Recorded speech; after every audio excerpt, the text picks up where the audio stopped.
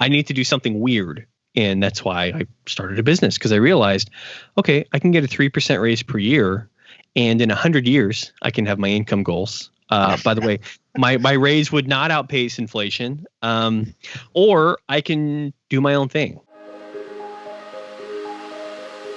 Welcome to Built to Scale, where we have real conversations with entrepreneurs just like you about what it takes to build a thriving business without sacrificing your personal life. My name is Craig Severinsen, and I help people make more money working with better clients while also working less. And now I'm sharing it all with you. Let's dive in. Hey everyone, and welcome to episode number 1. Today we're talking to Matt Hall, who happens to be a current client of mine, and he runs a business called Common People, and they make conversion-focused websites for copywriters. He's a great guy, and here's some things you're going to want to look out for. Number 1, I think the whole theme of this conversation is just taking control of your destiny and building a life and business by design. So that is a huge theme during this conversation. Number 2, same type of thing where we're talking about balancing business and life. And he talks a lot about starting with the goal in mind and how that has affected the way he's been building the business, and also the way he, how happy he is with his life and his business. Number 3 is changing direction, right? So even when things are hard, like you're getting up to a point where you know it's time to shift direction, how do you make those shifts and move forward? And then the last thing that we kind of touch base on is the power of small steps to achieve big things. And he even talks about how you can take different aspects, different skills in your life and bring them together to create like an awesome offer for your audience. There's a lot of gold in here. I'm really excited to share it with you. Hope you enjoy it. But yeah, I love that idea, because it's the same for me in terms of, finding those little things. And it is a good business parallel, because it's like you find those little things that really move you forward, and then you just focus on those and everything else falls into place. I structure my day so that I wake up and I get the stuff done like that first. Mm-hmm. So then the rest of my day is gravy, and for me as a parent in particular, it's like, if that's the way I structure my day, then the afternoon comes and the kids want to go play, they want to go to the park or something like that, I take the day off. I just, it's okay, because everything's already done. Your equivalent of morning pages, right? You get the stuff you need to done and out of the way, and then you have that inertia that just kind of works itself out. It just keeps going on its own without your effort. Totally. Where are you going with your business? What's the end goal? What's the vision? Where are you headed? This is kind of a scary question. I was thinking about this the other day, and I realized I didn't really have an end goal, right? Like, I'm the kind of person who is ambitious and I want to grow. And I think I've been kind of caught up in that cycle, because, you grow your business and your goal is to hit, $50,000 a month or a year. Sorry, not a month. Not there yet. But you want to hit 50K a year. You want to replace your income. It's the first milestone that I wanted to hit. I see a lot of people wanting to hit, and I hit it. And it's like, okay, well, now what? Well, now I want to grow. Now I want to hit that 6-figure mark, and I hit that too. And then I want to keep growing. And now it's like, well, what do I want to do next? I see a lot of my peers who are hitting the 200K mark, and right around now, we're also, a lot of us who are in the same place are realizing, well, we kind of need to have that end game, right? Because we're just going to keep growing forever. And what's the point of that? I don't need to have a business that does $10 million in revenue every year. That doesn't fit with my lifestyle goals. I don't need to have a mansion in Malibu. I don't care, right? And thinking about this got me realizing, well, what do I really want? I want to give my children opportunities to learn and grow, especially during their teenage years, that I didn't have. And a little bit of background, I grew up in LA. I grew up poor in LA. My dad was a PhD student for the majority of my childhood. And there were a lot of opportunities that we just didn't really have access to. And I was really blessed to have my grandparents, because they were, they helped out a ton. And we had a lot more opportunities because of them. But there are things like, if my son wants to get into computing or robotics or something at a young age, I want him to do that. And we live in such an incredible time in human history that there are no gatekeepers anymore. You can learn anything at any time. You don't need to graduate high school first to learn college level computer engineering, right? You can just learn it on your own, which is awesome. So I want to make sure my kids have those opportunities. And that includes making sure that I have the time I need to spend guide them through those opportunities. Well, I can't do that if I'm barely making ends meet, and if I'm still paying down my student loans, and I'm still, taking steps to move forward in life that are just requiring me to put in a ton of hours. So the goal I set for myself after having that moment of reflection was, by the time my oldest son is 10, I want to be in a position where we have complete financial freedom. And that means having a home that we own full out. And that means having the student loans finally having college paid for. And other things that a lot of people in my generation get kind of sucked into, and then there's not a clear path out. Well, I need to then indent that path, right? I need to do something weird that most people won't do in my generation because they either don't know how to or they're afraid to. And that's why I started a business, because I realized, okay, I can get a 3% raise per year, and in 100 years, I can have my income goals. By the way, my raise would not outpace inflation, or I can do my own thing, right? And realizing that today every job is temporary. There's no job. There's no unions really to protect your employment. There's no way that you can have a guarantee that your job will be there next month if your employer decides to go in a different direction. So you can't count on them. And what is a job but just like a gig that lasts longer than a different type of gig? Yeah, totally.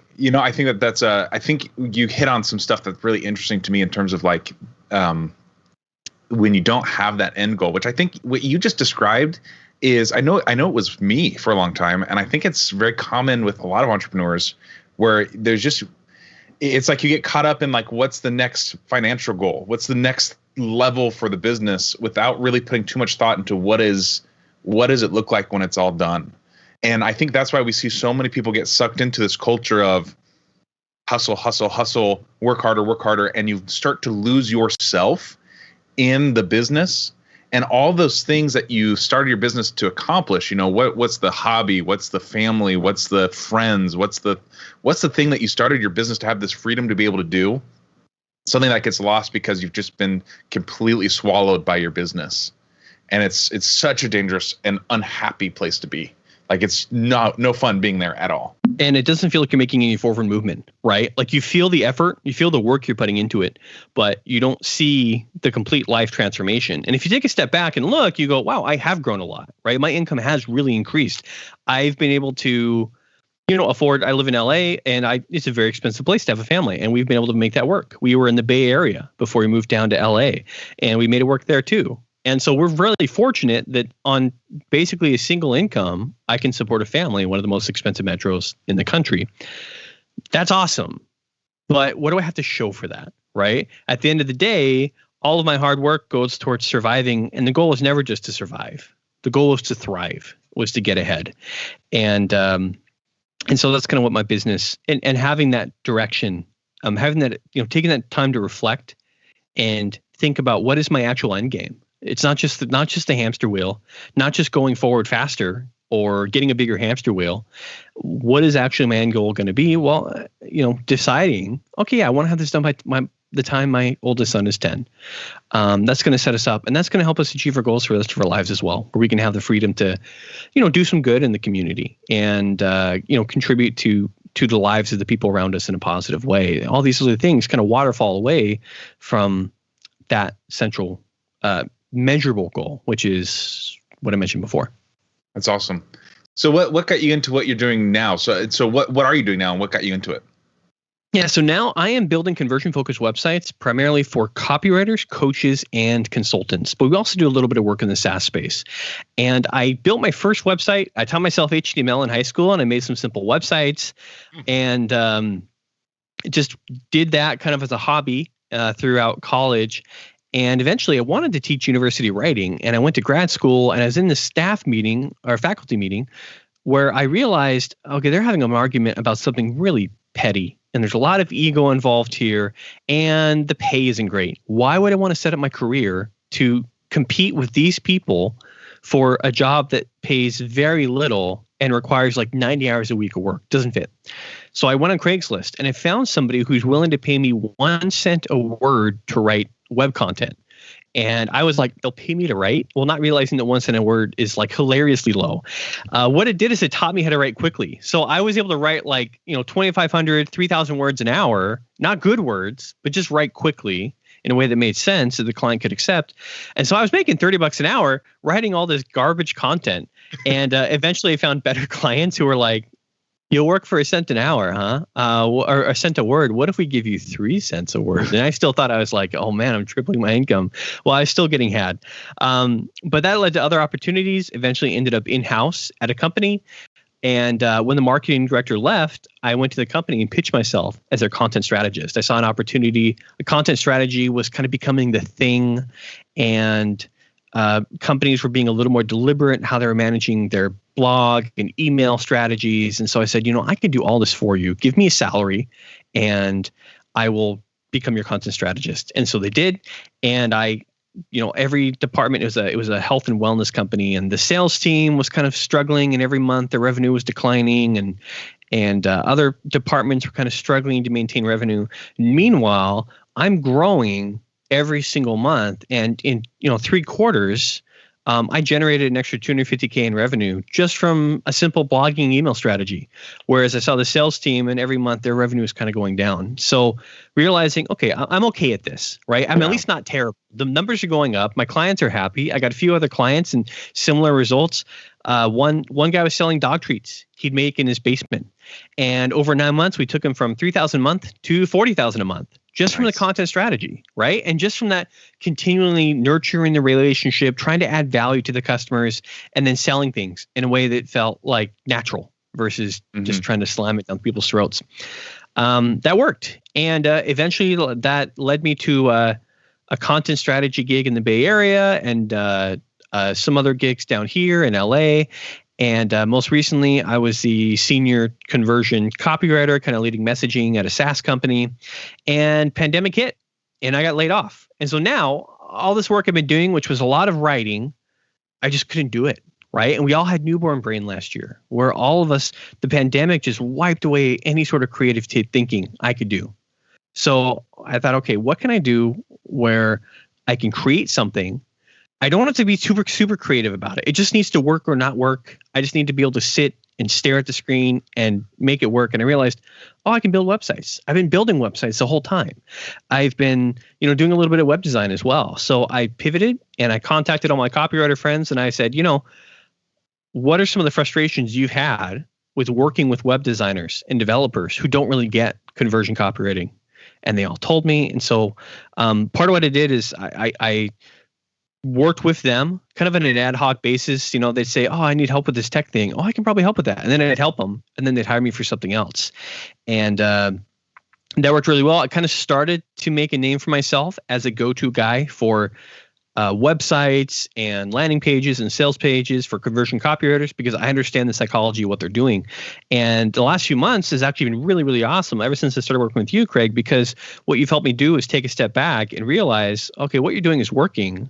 Let's refine this a little bit. Let's focus in on the few clients that you really like working with, which were copywriters, and create an offer for them. And so ever since doing that and kind of going public and marketing that a little more, I've had just so many people in the conversion copywriter space come contact me and say, hey, I need a new website, or I need a sales page for this thing that I'm launching. And that's what I'm doing now primarily. I'm applying my conversion copy knowledge and my background with growing businesses and having that long-term hockey stick trajectory that I've had with my clients. And now I'm helping other conversion copywriters get the websites and the assets and everything they need so they can have similar hockey stick kind of growth. Awesome. There's a couple things in there that just really stood out to me. So first of all, the first thing I loved is that you mentioned that you're working with me and how awesome I am. That's all day long. Let's talk about that, guys. But the other thing was, so first, like, you got to this point where it's like, you're set up to go one direction in your career, and you realize that that's not what you want. And I think that a lot of people shut down at that moment and they say, I'm just going to keep going down my path.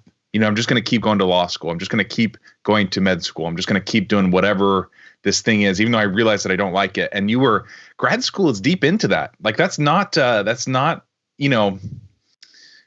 first year of your undergrad, right? Like, you've gotten a degree, you've gotten steps into it, and then to sit there and go, this isn't what I want, and go a different direction shows a lot of courage and a lot of tenacity that I think we can all learn from. And I totally get, it reminded me when before I declared my major, I declared as an English major, and I was going to do the same thing. And I went to a family reunion, and every single person asked me, "Oh, what are you majoring in?" And I said English. And I said, "Oh, what are you going to do with that?" And I said, I don't know. And I left that family reunion going, maybe I should rethink my path. So like, I totally got what you were saying there. But I think that's number one, right? If you're going a direction, and it's not where you want to be, almost I'm realizing now there's like a whole theme here of like taking control of your destiny and making sure that you're doing what you want to do, and you're building a business by design. You're building a life by design. So that's really cool. And then the second thing that really stood out to me is just this idea of small pivots that are adding up to really big changes for you. First we start building some websites, and then we start or first we start writing, and then we start writing some the strategy, and then the strategy turns into, now I understand strategy. I'm going to build websites and getting clients, and then refining those clients. It's like, I feel like lots of times we want to just like jump in and have it done, and we don't realize that it is little tiny steps that add up to these big accomplishments, right? And experimenting along the way, right? Like there are times where I had got involved in like coaching programs, and there's one in particular where they said, "Oh, we're going to teach you how to make $6,000 a month passively from a social media marketing agency," and that was fine. But I got into it, and I was like, I don't want to do this, right? I don't want to just resell kind of crappy outsourced Facebook, Facebook social marketing, whatever. I don't want to do that. I don't want to do this Facebook ads. It's not for me. And it's for some people, right? I've worked with really good Facebook ad specialists. They're awesome. I love to work with them because then I don't have to do it, right? Mm-hmm. But that was just it didn't click with me, right? And I think we see so often, we see what people have in their business and we want it for ourselves. And so we try to copy what they're doing, and it doesn't feel authentic. So it doesn't have that lasting power. It's not something that we stick with. So I think part of my journey has been, as somebody who's interested in a lot of different things, what works for me, right? What feels authentic to me? What's something I want to keep doing for more than 6 months at a time? And it's been hard, right? I don't want to so when I was in high school, I came across the term polymath to describe people like, Thomas Jefferson, right? Or Ben Franklin, who knew a lot about a lot of different subjects. And that always appealed to me. I didn't want to be in one tiny box. I do just this thing. I wanted to be able to combine my knowledge from all these different areas of life and put it together into one interesting, engaging, kind of custom lifestyle. And the cool thing about this weird entrepreneurial journey I've been on is that I have been able to do a lot of different things. I've been hired as a copywriter, been hired as a UX writer, been hired as a UX designer, as a graphic designer, as a web developer, as a content strategist, as a content marketing strategist, all these different jobs. And I've been able to apply the same basic skill set in a lot of interesting different ways. And that's the cool thing, is that it's for me. It's not for anybody else. And everybody, what we really want, we want to go to school. We want to be on rails. We want someone to tell us what to do next. Well, we're now entering a world where nobody knows what to do, right? The economy is changing. I saw a stat in 2015 that said by 2022, 40% of all jobs will be contract. Well, the pandemic really accelerated that. And so many jobs are now contract based. And whether that's contract in an office or whether it's just freelance and you're working remote, this is not at all the economy that we went to college to prepare for. And a lot of people are panicking and they're realizing, well, what am I going to do now?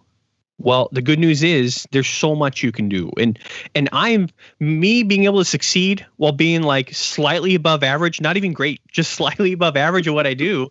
At least that's how I feel. That's what my imposter syndrome says. My client results are pretty good, but I don't feel like I'm the best copywriter in the world. I don't feel like I'm the best web designer in the world. I know I'm not, right? But they're just little things you can do that get consistent, good results. And you focus on those.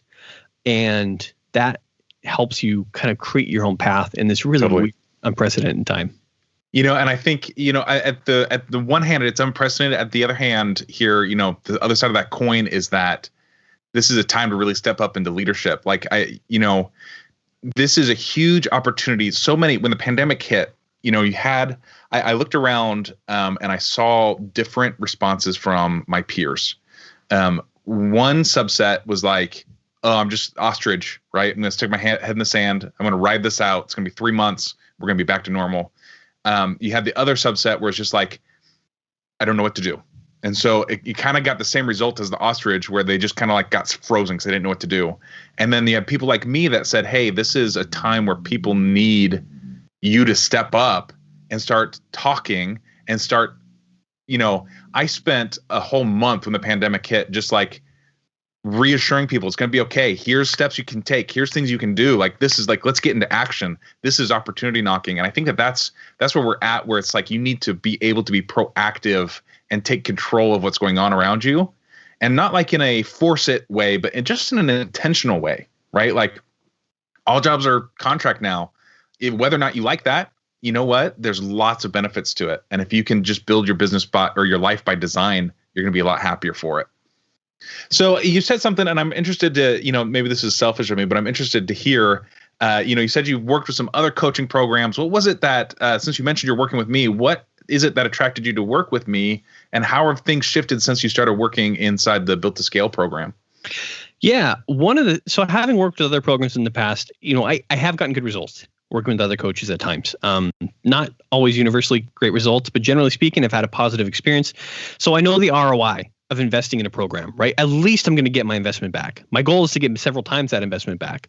But I wasn't super worried about that. But what I wanted to do is make sure that I was making meaningful progress forward. And one of the things you did on our discovery call was you asked a question about, I was saying, oh, my problem is I need to get a team. That way I can, not be so stressed about having to do all the work myself and blah, blah, blah, blah. And he's like, well, you were like, well, tell me, are you doing profit first? How are you managing your business finances? And I was like, it goes into my checking and then I spend it, and that was the problem, right? The problem wasn't so much that I wasn't hiring a team, but it was, I didn't have the confidence to do that, to let go and outsource, because I thought that outsourcing was actually taking away money that would go into my checking account. I wasn't managing my money right?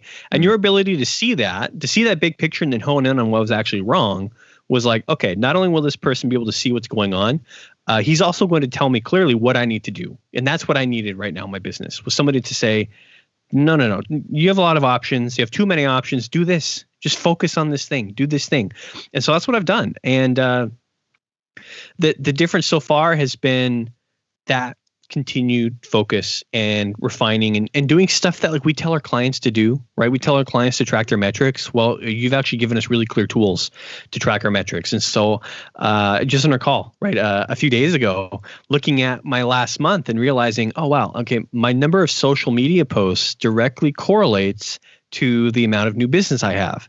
Well, that tells me exactly what I need to do in my business, right? I need to be posting and adding value to my community every day. And when I do that, I'm going to have that value come back to me. So getting that visibility, that honesty about my business, right? It's not, numbers are objective. I can't cheat the number of social media posts I make. I either did or I didn't make them, and so I can count the exact numbers for that. I can count the number of new connections I make or the amount of sales calls I'm having every week. And I was able to identify, patterns and trends that I can then use to grow my own business the same way I'd grow one of my clients. So it's been really helpful. Yeah, taking that step back, right? Having somebody else approach your own business objectively. It's really, really hard to do because you're so close to it. And I'm sitting here smiling ear to ear because like I hear you saying these things, and what I'm really getting from you is just empowerment of like that clarity of like, okay, the social media post thing you said, if this correlates to that clarity and that direction gives you so much power. And we were talking earlier about having your most important things, your atomic habits first. It's like, if you know what those things are, you can show up and do your social media posts or do whatever it is that gets clients and makes clients happy. And then the rest is gravy. The rest is just like, oh man, you can take it off. You can not take it off. You can get more done. It's like you give so much flexibility to your life and you get so empowered to have a successful business without sacrificing, all that other stuff that really matters. That's really cool. Yeah. Well, so we gotta start wrapping up, I think, Matt. But tell us a little bit more. You said really quickly at the beginning that you're a conversion focused website designer, and that's a lot of I get what that means, but there's a lot of like jargon behind that. So like, tell us really plainly, like, what is it that you do and who are you looking to help? Yeah. So by conversion focused, I mean that I am here to help you solve measurable business problems. A conversion is any time your potential audience moves forward in their user journey in a measurable way. So for example, somebody comes and visits your site and then they fill out a form and say, yeah, I want to learn more. That's a conversion. Them making that step in that journey from visitor to lead, they're converting into a lead. Or maybe it's somebody who opts into your email list and says, I want to download this guide that you have. They're converting from a visitor to a subscriber, right? My goal and the work that I do is designed to look at your entire user journey to kind of define it and help clarify it, and then to help lead your audience through that journey towards the point where they become a repeat customer. And so I design websites that are built all around this. You see a lot of websites and people say, oh, I need to have an about page because everybody has an about page. Or I need to have samples page publicly because everybody does. Well, maybe you don't actually, right? So what I do is I look at your business, I look at your measurable goals, I look at what you're trying to achieve, and then we help design what kind of web experience your audience needs to have in order to move forward in that conversion journey so that the right kinds of clients are the ones who end up wanting to work with you in the end. So that includes making sure your messaging, your visual messaging and your written messaging, your copy and design are on point, and that you're attracting the right people through the right copy and the right design, making sure that your tech experience is smooth, that you're not spending all your time fixing little weird broken things on your website. You get to focus on what matters most to you, which is your relationship to your customers, and the tech stuff takes care of itself, provides a fast loading, clean experience for your audience, and also making sure that everything's connected so that you are able to set something up once and then benefit from that tech ecosystem over and over and over again. And this ultimately what it does is it frees you to spend all of your best time and energy working with clients who are the kinds of clients you want to work with, knowing that you're telling the right story to attract the right people through your digital presence. And I think this all comes full circle with what you just said, because we started out talking about, starting with the end in mind kind of idea. And what you just described is starting with the goal before you build your website. I think lots of us approach our website. First of all, most of us DIY it like the first one. You know what I mean? So it's like most of us approach is like, oh, I need a website. I need to look professional. And instead of being like, okay, how does a website look? You're approaching this as what's the goal and how do we get there? Let's work backwards from there, which I absolutely love. Yeah. And you said you're mediocre, but I've seen your work, Matt. So I'm going to vouch for you. And I'm going to say Matt's awesome. If you are, looking for help with that, go find him. Matt, if someone wants to work with you, someone wants to learn more about you, where do they go? Yeah, go check out www.commonpeople.co. And that's where we're going to see the different offers we have. Right now, we're really pushing our one-page website offer. It turns out that a lot of people, until you hit a certain level in your business, all you really need is one page. And if you have one well-optimized page that has the elements your prospective clients are looking for, that's going to help you close so much more business than a site that has all, you're kind of half doing what you're supposed to do, but it's just not a clear journey. So right now we're really specializing in these focused, clear messages to your ideal clients. Go check out commonpeople.co to learn more. All right. Awesome. This has been great. Thanks so much, Matt. We'll talk soon. All right. Thanks, Greg. Take care. Thanks so much for listening. If this episode helped you, share with someone who needs to hear it as well. For more information on how you can work with me and great resources for your business, head over to builttoscalehq.com. Join us next time for Built to Scale. And until then, take some fast, focused, imperfect action. I believe in you. I got your back. We'll talk soon.